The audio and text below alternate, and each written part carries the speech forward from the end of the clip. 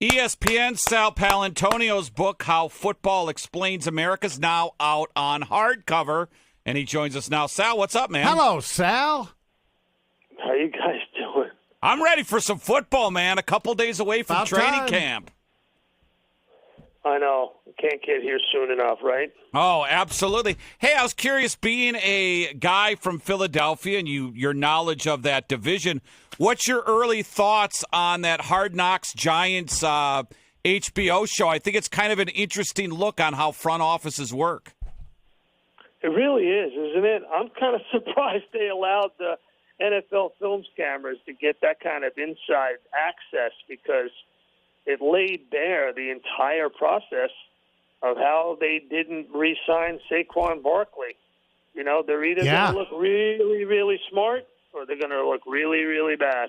Do you think the owner knew that the GM didn't make an offer? Because in the first episode, he told Barkley, hey, circle back to us. And then the last episode was the owner coming in and go, I sure don't want to lose him. Do you think do you think the GM told the owner that he really didn't make an offer? Doesn't look like it, does it? No, it doesn't. Not a good look at all. And Sal, I have to ask you, such a great run you've had on ESPN. When did you first start at ESPN? August 1st, 1995, but who's counting? 95. So you have to be the tenured guy there, right? I am the longest-serving reporter at ESPN, yes, sir. Yeah, and I want to get to Browns and Bengals here before camp opens, but... You do when your name is Salvatore Anthony Nicholas Paolantonio. Let me tell you. Yeah, look, you know, I was a C student in high school that went to state school, and I made it 30 years on ESPN. So that's a bank shot. That's a major bank shot. Have you ever gotten any offers to try to leave ESPN? You know, if you look at ESPN, you can't spell ESPN without SP, so I decided to stay. Yes, very, very good. And the book that I know it was previously released. I got it, Sal. But Sal, I got it, yeah. I mean, it is a little early in the morning, I understand, but... How Football Explains America. I'm looking at the headlines all morning. Given the last few weeks, you may want to add a chapter to that book. In what respect? Well, just given all the news, How Football Explains America. America this last few weeks, it's just on its head. It's upside down. Oh, I see. No, I think the game of football has evolved because of all the cultural changes in America. You know, it's really interesting to me. It's the reason why I wrote the book. There were histories of league, histories of individual teams, but I really wanted to delve into how the game was created, why it was created, why it became so popular so early on, and how it evolved into a passing game, and military and cultural influences on the game. Yeah. And, you know, fantasy football, gambling, so important to how the game has become so popular. Hey, Sal, I wanted to get your take. So NFL is king. There's no doubt about that. Yeah, you know, through 40, 50 years in this country, baseball was the, favorite sport. And then it turned where football just jumped ahead and they've never looked back. Would you say it was almost the 93 strike by, or is it 94 strike by baseball, kind of gave football the opening they needed to take over? Well, the evolution of the game from, a sidelight into taking over baseball as sort of the national passion. I still think baseball is the national pastime. I'm a big baseball fan. Yep. But football's our national passion. And there have been different signposts along the way. You had the greatest game, Baltimore and the Giants in the 50s. You had the Green Bay Packers and Joe Namath in the 60s. The Steelers, of course, in the 70s. And the Dallas Cowboys and the Niners were all important. But I think recently the advent of fantasy football and gambling, because you get people involved. They become their own GM. They can put together their own team. That created an interest. It also created an interest among different, for women and for men, because women got involved in fantasy football in a big way. All the polling shows that. And, of course, gambling has changed everything. the marriage of the two and now becoming legal is hugely significant.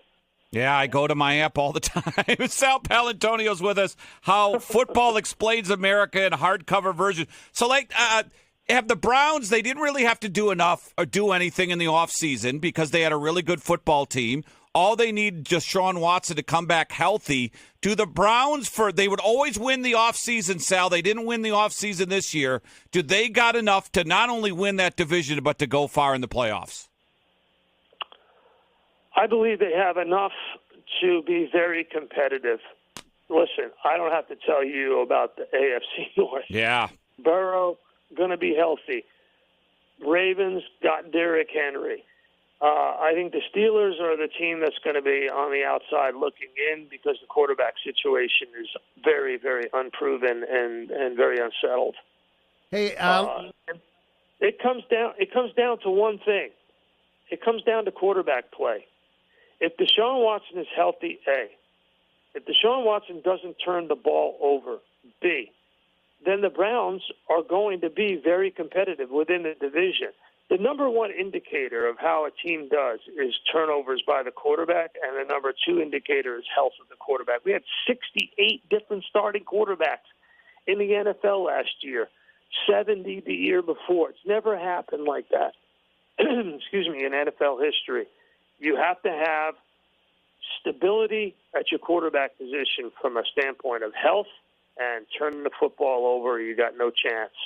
Yeah, and Sal, if we go over to the NFC, I'm an old Detroit guy. Do you attribute the turnaround in Detroit directly to Dan Campbell? I mean, it kind of, you can't deny it. I think it's Dan all the way, don't you? I mean, they get the players, but that's when it began.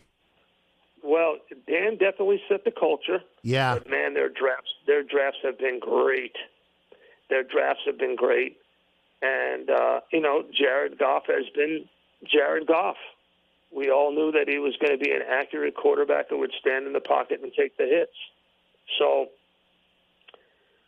he had 16 turnovers last year. That's middle of the pack. That's still in the top 10. He still has to get that down. That's really important. You look at Baker Mayfield had 13. Even Mac Jones only had 14. Yeah. So Jared Goff had the same number of turnovers as Bryce Young. Jared Goff had the same number of turnovers as Bryce Young. Wow. So he's got to get that number down. Turnovers at the quarterback position are important. But, in the end, I think they had a shot. I think the head coach made some bad decisions. Kick the field goal. Yes, Kick the field goal. It'll be curious to see this year. Yeah, Sal, do you like we talked to, who was the Keith Law a couple years ago, the analytics guy who used to work for you guys, and he didn't think analytics worked in football. He said there's a place for it, but there's so many moving parts, so many different aspects of the game. It's not like baseball where it's balls and strikes and it's easy to analyze. Are you a big fan of analytics in football? Well, I am a big fan of analytics, but I'm also a big fan of down and distance, time in the game, score of the game. Those are really important. And how is your quarterback playing against that defense? So you can't be a slave to analytics. You have to use them when you think that they can be helpful to you.